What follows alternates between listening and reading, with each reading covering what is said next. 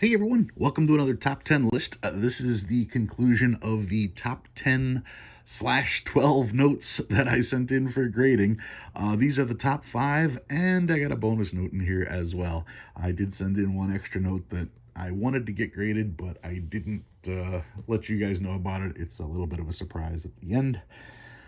Anyway, we've knocked out numbers 12 through 6 already.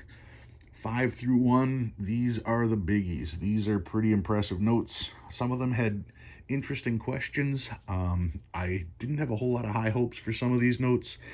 And, well, let's go through them and see what happened. Number 5. Number 5 on the list. I sent in my 1880 Jackass note. $10 legal tender Jackass note. Now, why is it called the Jackass? Because if you look at the eagle upside down, it looks like a donkey. You can see the white muzzle, you can see the eye, the ears, you can see the mane. That is the donkey. Or is it an eagle? You tell me. That's the eagle the way it's supposed to look. And I'm trying not to reveal anything.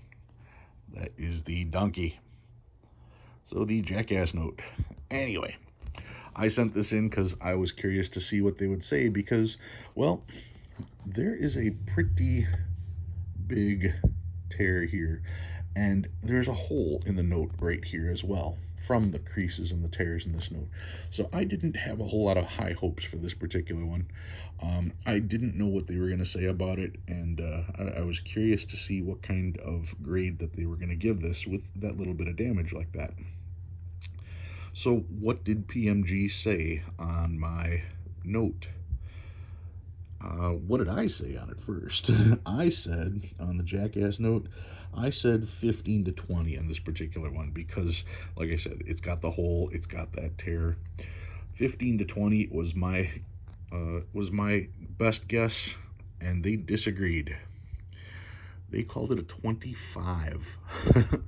A 25 on my Jackass note. Now, if I do remember, yeah, they did notate on the back split. You can see here, there's the split right there. But you're talking a hard fold, hard fold, hard fold. This hard fold goes all the way across to the point that it actually has a hole right there. Yet they called it 25, and they just notated a split. Now, I looked at this particular note, I have $430 in this particular note. At a 25, that puts this at around $925. So yeah, that was definitely a good start for me on this particular one. Number 4, another biggie with all kinds of questions. This is my 1886 $5 silver certificate. $5 silver certificate from 1886. This is the Morgan back. You can see here it has the Morgan silver dollars on the back of the note like that. Now, I knew this note had issues. Part of the issue was the seal itself is pretty much gone. That pretty much identifies that this note either sat in the sun and it got faded, or someone tried to clean this particular note. The other thing is right here.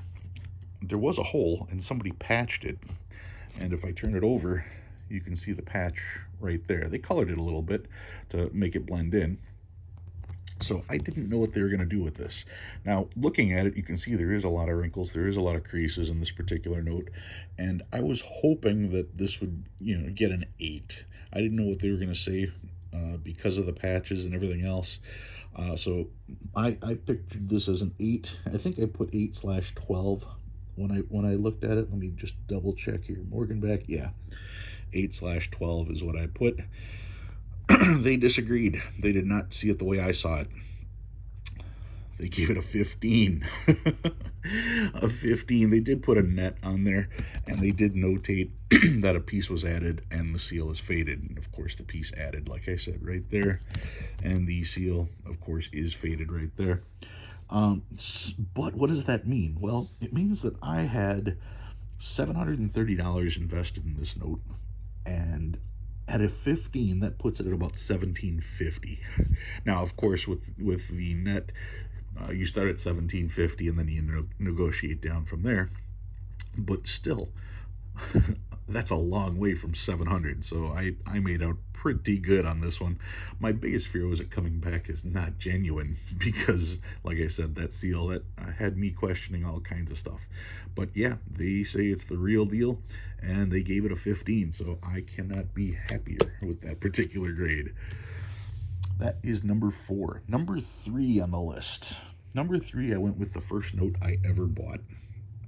This is my 1922 $20 gold certificate. $20 gold certificate. I really like this note. I like everything about it. The size, the fact that Washington is on a 20. I like the gold color on it on the back. It's not in the greatest of shape. You can see that it's got some dirt on it like that. But yeah, I wasn't expecting to see bright orange on the back. Usually you see green on the back of a note. So when I first saw this, I was sold. And this is the note that hooked me on collecting. What is the deal with this note? I paid $125 for this, and I figured it would get a 20, maybe a 25. What did they say? Well, they agreed. They said 25. I was really hoping for 20, and on a good day, 25. Apparently, it was a good day. Now, if I look at the back of this note, they did notate rust right there, rust. So if I look on this note, there is rust right here. You know what else there is? The reason for the rust. That was from a staple. There's 2 pinholes in here. You can kind of see them in the center of the rust spots. Maybe it shows up better on the back. Oh yeah. Yeah, there's the 2 holes from the staple which caused the rust. So they notated the rust. They didn't notate the holes. You'd figure that they'd notate the pinholes, but nope. I got away with another one. 25, very fine. Like I said, I thought it would be 25 on a good day. Apparently, it's a good day. Can't complain about that. That was number 3. Number 2. Another biggie. This was my 1901 legal tender, my bison note, $10 bison note, $10 legal tender. Gotta love the picture of the bison. You got Lewis and Clark on there. Bright red on the seal, bright red on the 10 over here. Really, really cool looking note. I was well aware that there is this major crease there. There's crease here. The corner's creased as well. Top corner is also got a little bit of a crease in it there. Beautiful note, but on the back, that's when you get to see how wrinkled it is. You can see this major crease here, major crease through here, all these with the dirt embedded in there. So I didn't have high hopes for this note. I basically figured this was the riskiest note I was sending in because of what I had in it. What did I have in this? In this one, I paid $900 for this note. And if it came back a 15 means that the book value is about $700 on this. So I was taking a chance, hoping it didn't come back a 15, and I was right. It came back a 20. At a 20, this jumps up to $1,325. So my $900 investment is netting me $1,325. Yeah, sigh of relief that this one actually graded out that high. Another win for me, and that's pretty substantial. Like I said, $900 in it, bumping it up to $1,325. That's over $425 in positive realization for that particular note. So that was number 2. What is number 1? Number 1 was the note that I was the most scared about. It is my $5 1896 $5 silver certificate, the educational note. My $5 educational note has problems. I knew it had problems. I was aware of that, and that's why I was really nervous about sending it in. $5 educational note, I said, I was hoping it was going to come out at a 15, because when you look, you can see all of these vertical creases in it.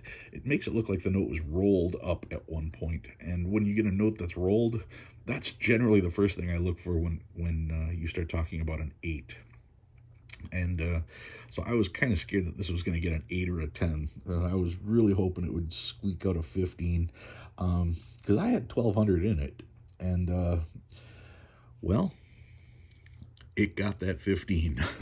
At 15, that puts this at, can't read my writing because it's so small, $1,750. $1,750 with this particular grade. So once again, realizing a profit on this one.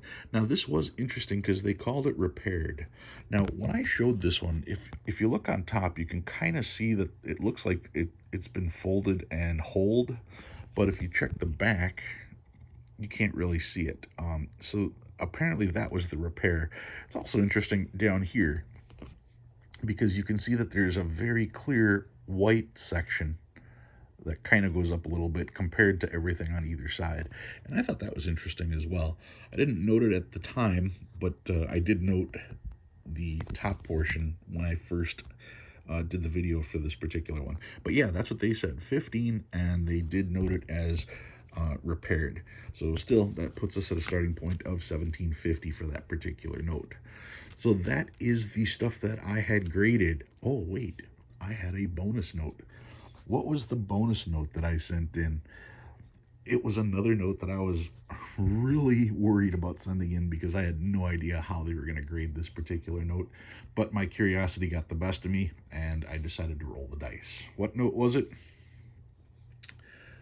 My 1899 Chief note. Now, my Chief note is actually in really decent shape. The problem is it's got these stains here, and that's what worried me. I didn't know how they were going to judge it with these stains. I know it's shown some handling. I know the note itself isn't perfect, but I was more curious to see what they were going to do about the stains. Now, I didn't make a guess on this one because I didn't show it in the previous video, but realistically, I figured, maybe a 15 or a 20 looking like that. Either way, what did I have in this particular one? I think I had $400 invested in this particular note. I figured it to be worth about 500. What did they say about my note? That's the big thing. Well, they gave it a 30, very fine 30. I almost fell over when they said 30 on this particular note. Now, they did mark it on the back stained. So, yes, it does have the stains, but overall the grade is 30 on this particular note. And, well, my $400 note, if you're talking about a 30, you're looking at a note that's roughly $1,500. So, yeah, I did pretty good on these notes. I understand that there's a stain on there and that's going to detract from the price, but it doesn't change the fact that the starting point is still 1,500. Having the grade just makes it that much easier to start your negotiations on a bill like that. But yeah, I was very, very pleased with the numbers that my notes came out with, and I can't stress the importance of not overvaluing your collection, because that way you get really good surprises like I got here rather than really big disappointments. So always try to hedge on the underside so you can enjoy those pleasant surprises. All right, guys, if you learned anything new this week, go ahead and hit that like button. If you like what you see and you want to see more, please subscribe. Love reading all your comments. Thanks for watching. I'll see you again next week.